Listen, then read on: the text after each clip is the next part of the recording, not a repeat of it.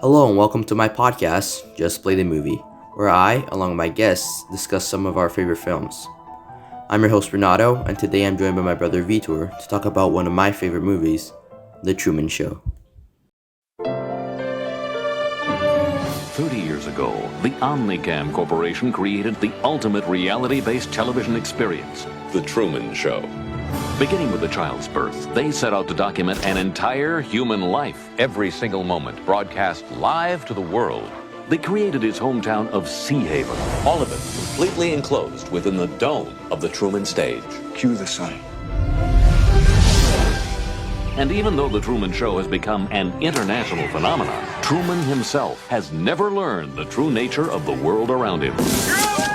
It's television! Yes! Despite some close calls, every aspect of his life has been carefully scripted and meticulously crafted. But the one thing no one could predict was who Truman Burbank would grow up to be. Good morning! Morning! Oh, and in case I don't see you, good afternoon, good evening, and good night. The Truman Show was made in 1998 by director Peter Weir, with the main stars being Jim Carrey, Ed Harris, and Laura Linney. The film follows insurance salesman Truman Burbank as he discovers the terrifying truth that his whole life has been a reality TV show.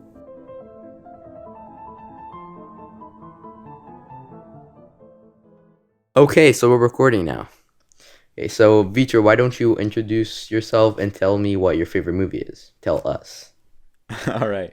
My name is Peter Moreno. I am a former Hugh Boyd student. I'm 18, and my favorite movie, I don't know which one is my favorite movie, but one of my favorite movies is Pineapple Express. It's one of my comfort movies. I also really like About Time and About Time? About Time, yeah, with Rachel McAdams.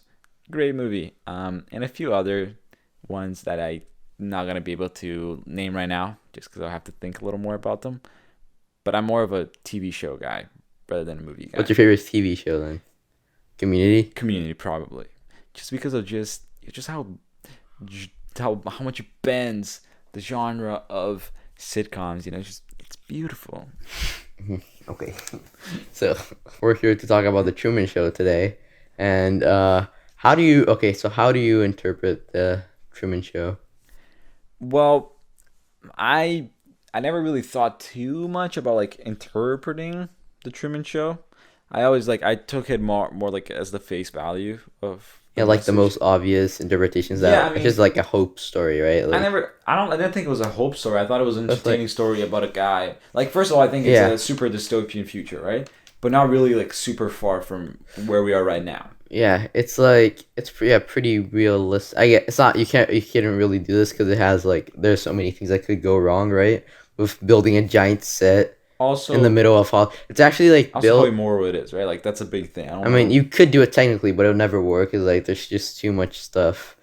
But I don't think it's even about just how you could technically make it work. Like, it's not impossible to trick somebody into thinking that they live in a reality when it's not really reality.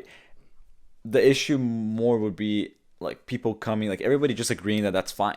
Everybody working on the set, the directors, the producers, the cable TV guys, how do you convince everybody that literally tricking a person's life into that for people's entertainment, how is that okay? And also the privacy of that person. Right? Yeah, I mean, that's kind of messed up. I don't really know human rights, but I'm pretty sure that's kind of not. I haven't read the human rights yet, but the human rights. Yeah, I haven't checked those out yet. It's on my it's actually list, pretty though. Ironic because I think I wrote it down, but at the end of the movie, they're interviewing, not at the end, but close to the end, they're interviewing the creator of the Truman Show, Christoph, and then they say something about how we know how jealousy you protect your privacy or something like that, which is pretty ironic since he's literally exposing the guy's whole life on television. And then he's very protective of his own privacy. So it was pretty aggressive, not passive. I don't know what the word for it, but it's kind of really ironic. Hypocritical. Yeah, probably that. I don't know. Hypocritical. Yeah, I'm a grade 12. I mean, I graduated grade 12, so I know big words. Yeah. Yeah, definitely. That's definitely something that they probably meant to contrast. Okay, that's how he sees other people's privacy, and that's how he sees his own privacy. I think that the reason why that is really just because he sees Truman as a product, right? Like he advertises things in his life. Like there's that scene where like his wife is showing, I don't remember what it is, like butter, like cocoa It's a powder or something. cocoa powder, yeah. Yeah, cocoa powder. Yeah, she's always doing something Yeah, like. so it's a commercial in his Yeah, life. she just holds it and it starts going on like a whole dialogue about the benefits of that product and stuff, and it's kind of Truman, weird. need to buy more. And you can see that this Truman's like cocoa weirded powder. out by that. He's kind of like, okay, what are you doing? Why are you holding that like that? Yeah. Why don't you let me fix you some of this new Mococo drink? All natural cocoa beans from the upper slopes of Mountain Nicaragua, no artificial sweeteners. What the hell are you talking about? Who are you talking to? So really, he's a product to Christopher. Like he really isn't like a person. He's like a character, obviously. That's what the whole thing is. And what we're talking about, like, it would be really hard to do this in real life. But the Truman Show's pretty, like, realistic about it. They show, like, it's not even that long. It's not even 2 hours long, the Truman Show. It's kind of really impressive how much they're able to, like, show the creation of the world, how they did it all. Like, his whole life, they show, like, flashbacks and stuff. It's kind of impressive how they did that all in under 2 hours. Yeah. And he said how they get the crew and the cast and stuff to agree. There haven't been some people who didn't agree, right? Like Lauren, that girl that goes in there and tries to like tell him. I think that she ends up changing her mind because like she's there. I don't know. I felt like someone would have tried to like, I don't know, try to free him from there. But it seems Probably. like the whole world is on board with it. Like they just like having Most Truman. of the world is on board with it, and there's a couple of people that see. Yeah, a people problem just with leave that. it online every like day. I think it's just comforting to them that they can always see someone else's life all the time. That's what most TV is, though. Reality TV, right? No, not just reality TV. Like people, like the whole appeal of literally. There's a show called Friends, where it's like you're watching friends be friends. And like Yeah.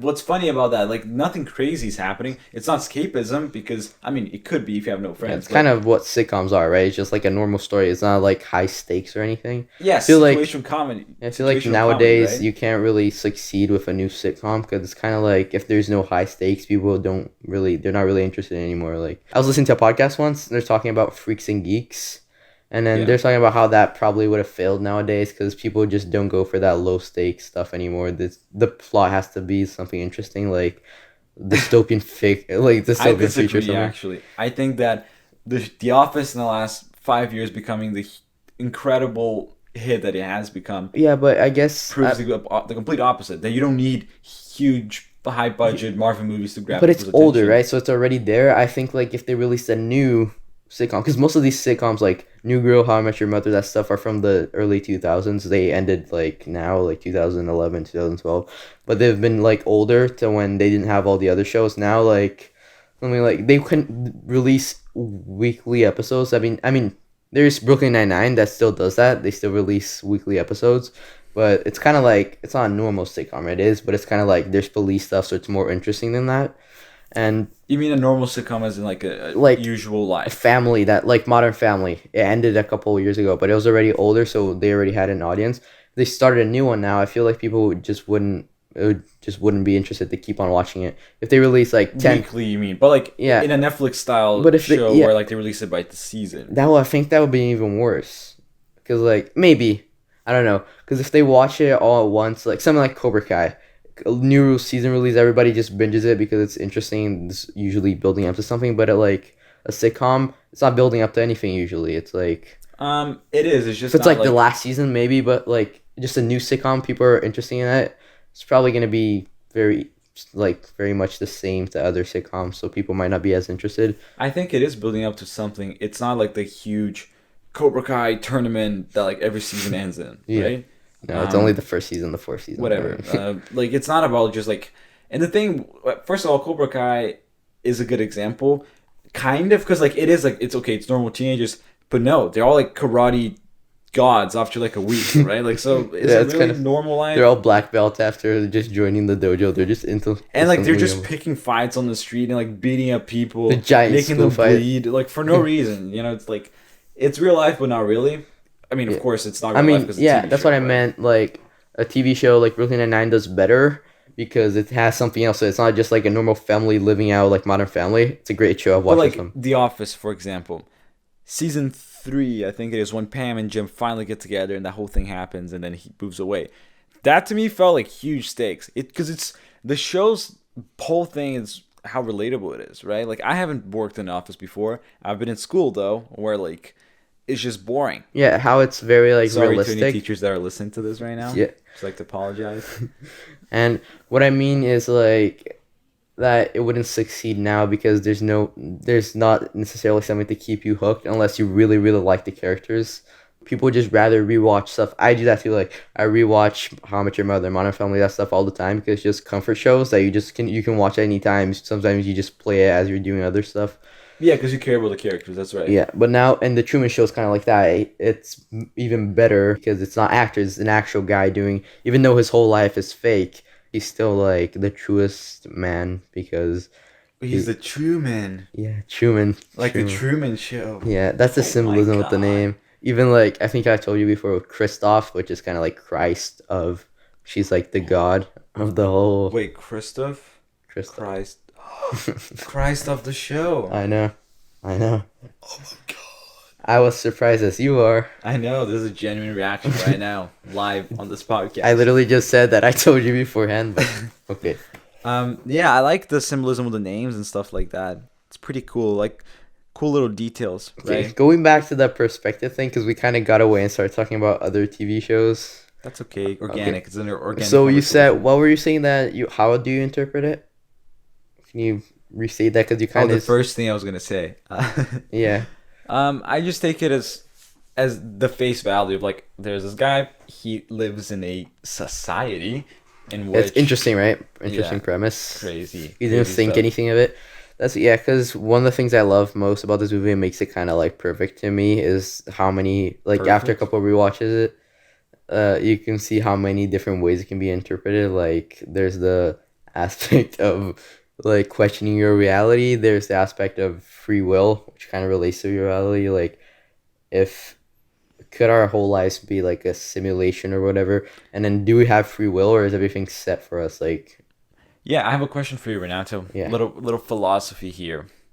Philosophy question for you. If I don't know if I'm going to be able to phrase this the way that I first heard this question, but bear with me, okay? okay. Okay. You know how things just happen, right? How do I phrase this? Given any state of the universe, do you think like you can predict what's going to happen 1 second after it? What do you mean? Can you explain? Okay, so I'm here right now, right? Given the current state of everything that's happening, every single like brain cell that I have, all the chemistry that's going on in my brain, every chemistry that's going on in your brain, and everybody's brains right now, right? Do you think that knowing the state of every single particle, could you predict 1 second into the future what's gonna happen? With you? Not with everyone, with the entire universe. What I'm trying to get at is, do you think we have free will? what? What was that? So, all What the I'm chemistry trying in your to brain, say do you here- think that we have okay. free will? No, what I'm trying to say is, are we not just a bunch of chemical reactions in our brains, and decisions that we make are just based getting off too of things philosophy that here, have Vitor. happened to us? Can you predict the state of the universe given its previous state, is my question. And by then, are you responsible for your actions? Are you responsible for the things you think and the decisions you make? And are we living in a simulation is my question. What? You're going into the Matrix right now, buddy. You should go back to the Truman Show? Yeah, okay. So what I was saying is that just cut out that whole part. No, we're gonna keep this, okay? Okay. This is all going Okay, in. buddy. Okay. No, I don't know if I'll cut that out, but maybe. Maybe it's gonna sound Weird. weird on podcast. I just because- put that in the middle of the podcast. You talking about philosophy? That wasn't I even was philosophy. not- I don't know what that was. That That was that was like just- science? No, it wasn't even science. It was just it is Physics. philosophy in a way. I think that the Talking about the brain I'm chemistry. gonna I was right like, now. I haven't learned that yet. I'm gonna right now address the viewer of this podcast, the person listening to, not the viewer, the listener to the podcast, the audience. Did that make sense? Please let Renato know in the comments. Yeah, leave a comment in his assignment. Unless I cut that out. But okay. We'll never know, I guess. I mean, we will know in Okay. a couple of months. Yeah, okay. So what I was talking about was the like how one of the things that makes this movie so great to me is how many ways it could be interpreted. So there's the sense of the free will thing, which is like if everything is are we predestined? Is that what you're saying? Predestined. I think it is predestined. And yeah, okay. And that, or do we have free will? Like, do the things we do actually matter if we already have our fate decided? And then there's the aspect that doesn't make that much sense, but I find interesting, which I told you before, which is the how Truman, it could be interpreted as Truman growing up, and then like when you grow up and you become an adult, you have to go out of your comfort zone, out to the real world, to the unknown, and fend for yourself. Like how Truman leaves his comfort zone, which is Sea Haven, to go out into the unknown and like live. I guess.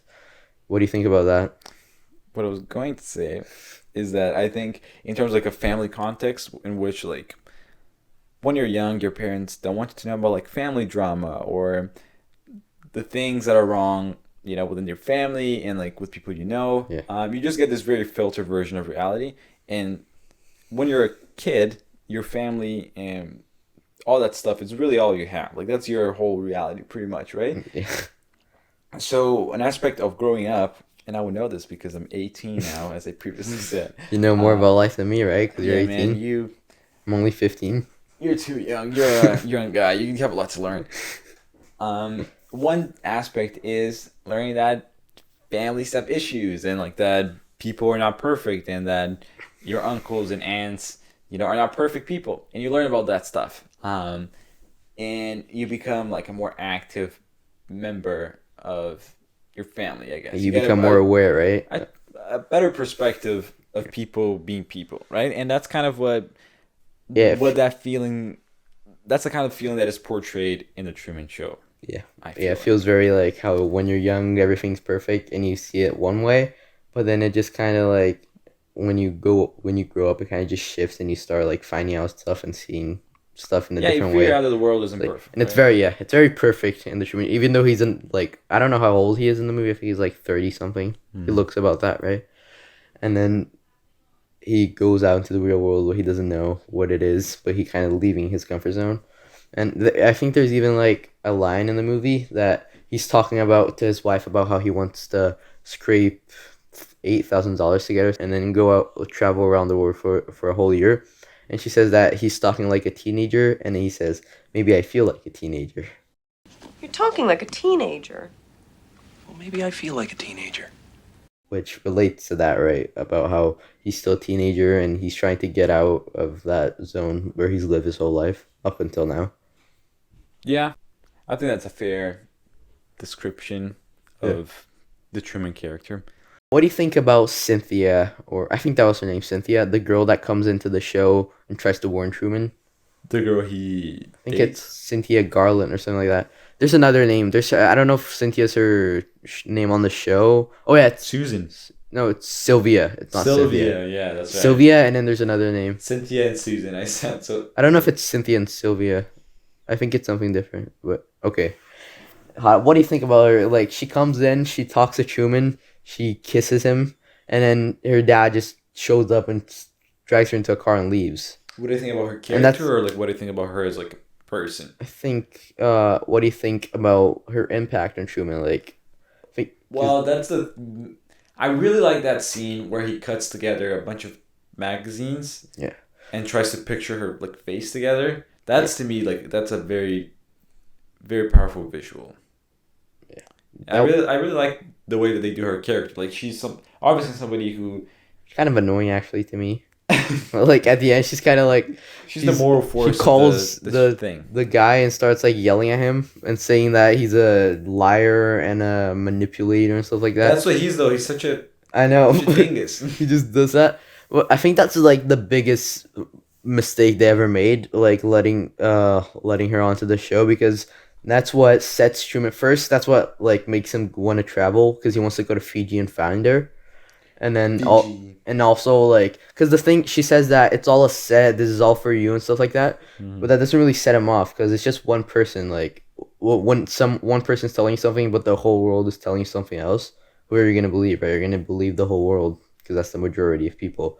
Even like your mom tells you The something whole else, your world best friend tells is you the something else, majority, you're right. and then this random girl that you just found in a school tells you something, like you're not gonna believe her. You have no reason to believe her, right? It's just, Yeah. why would you? And then Why after, when he would starts you? seeing other stuff, he probably starts remembering that, right?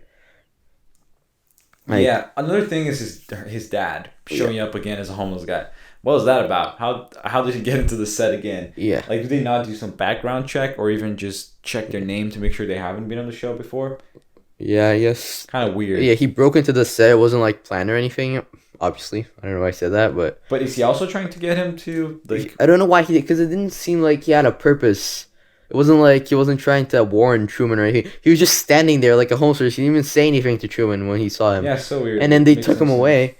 And then when he gets put back on the show, I think maybe he just wanted his job back. So he did that. So they have no other option to explain that. Because he gets his job back. He's like an actor now. And then he's trying to help them find Truman when he disappears. So it's kind of like weird It how. kind of worked if that was... Yeah, he's just like, I just want my job back. So I'm going to break into set. And then they'll have to explain they have to explain how I'm back. And That's a good theory. I didn't think about it like that. That actually kind of makes sense. And the thing you said with the cutting the fashion magazines that he gets and then cuts it, the showrunner, the people know that he does that, right? So in a way, they kind of want to make him forget about that and like just move on. But it seems like they're also trying to use that for the drama, like to add drama to the show. Because if they didn't want him to do that, they could just like, I guess, take away the fashion magazines, like stop selling them there, and then he wouldn't be able to do that anymore. But they I know thought it was kind of like hidden a little bit. Like, it feels like kind of they're working it up to him finding her somehow. Like maybe she'll come back someday or something. But because they're not stopping him, they're not completely trying to erase him. They like that he's doing that, it seems. well, that's Because it kind adds of to the show. just stopping. Like, imagine you go your whole life seeing magazines everywhere, and then you start to actually get interested in them because you can cut together a picture of somebody you're looking for, right? Which has suspiciously disappeared, and then out of nowhere, magazines just stop being sold like everywhere. Like that. That's can't really a do that. pretty big thing to just be like, that's chill. I don't care about. I that. mean, Like, that's I guess if he was really invested in that, he would keep searching. But if they just took away those specific magazines, he'd kind of be like trying to find some other magazine for a lot of women that he can just cut their faces out and build. Because it's really the only thing he has to like find her. He can't call anyone because it's all programmed. There's like a scene of him calling like an agency in Fiji, and asks like the operator if they have like anything about a Sylvia Garland, and they say no because it's from the show, right? It's not an actual operator. Yeah. So that the only thing he really has of Sylvia that he can like try to picture Sylvia and find her is the magazines. And yeah, I think he has her scarf, like her sweater or something. yeah. too. But he's really like he has no contact with her. And there's no, as long as you can't really see. There's no like Facebook or anything. I mean, it's 1998, but there's nothing like social media or anything that he can use to find her. That's true. He's only resorted to his memory, man. It's kind of beautiful in a way. Okay, so I think it's time to wrap it up. The last thing I want to do is rate this movie out of 10 or 5. Which one do you think? 10? 10. Okay. What would you give this out of 10? I would Why? give this movie out of 10. To me, personally, Better be a higher 7 than out a of 10. 7. 7? 7 out of 10. Okay. I think it's a little bit corny. Yeah, you probably don't have the same attachment as I do, even though I just watched it like a couple months ago. I really love it. I think maybe if I watched it more, I would get to like it more. But How many times did you watch it? like twice, probably, my entire life. Okay, But I think a 7 is like, it's a well-made movie. It's obviously a little bit dated, but it's a good movie. I liked it. It's funny enough. It has some philosophical, questions in it that make it a little more than just like a dumb whatever movie. So I'd say it's a solid it's not just a random story. 7.5 out of 10. Okay. Me as a person who's like more likes it more and just watched it more times, I would probably give it like a 9, if not a 10 out of 10, because I really like it. It's like really 10 out of 10? yeah, I'm not joking. It's one of my favorite movies. Okay. So Vitor gives it a 7 out of 10. 7.5 out of 10. 7.5, 7.5 out of 10. And I'll give it a 9.5, probably. Yeah, that's the halfway between 9 and 10, right? Yeah, 9.5. Yeah. Okay. sure. I don't know what I did. I wasn't paying attention to it. Okay. So, Yeah, any of my it's just math really teachers are good. listening to this right now. Yeah, it's just really good to me. The casting is pretty good. Jim Carrey's just perfect in that role, and I really like that movie. So Yeah, pretty solid. It's a good movie. There's no denying that.